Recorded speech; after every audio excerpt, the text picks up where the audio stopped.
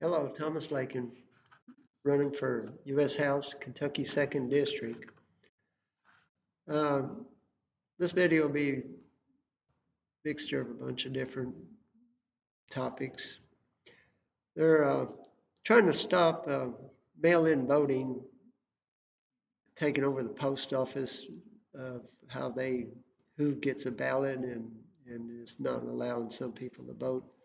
Certain states had people that have to drive halfway across the state if there was a single voting place because of small population.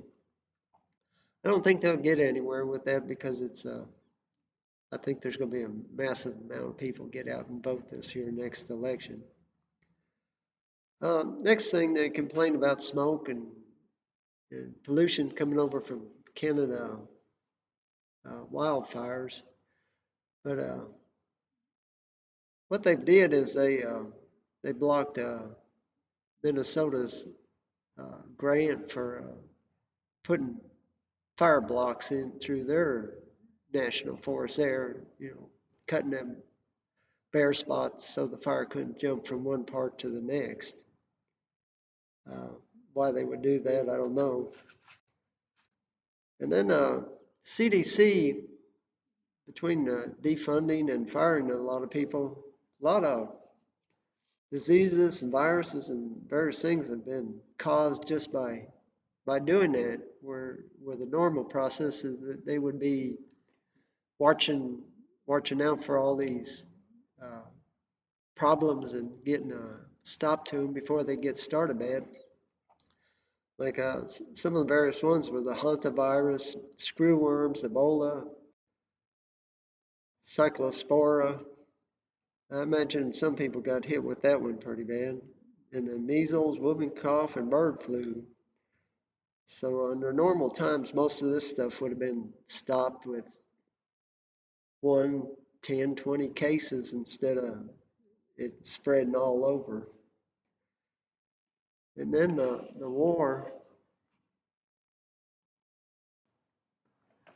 caused the strait to still be closed.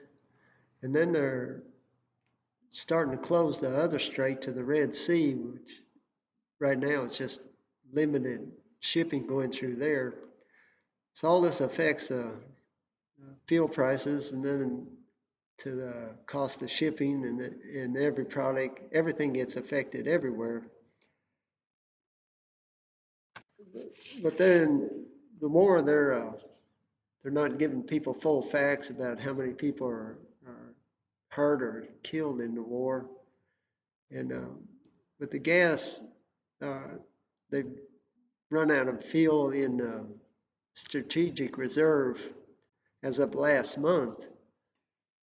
So what we're doing personally is we keep a full tank of gas, and when it gets down to 3/4, we top it back off. And the ideal of that is that we would have gas if a shortage did come, and which is a real possibility right now.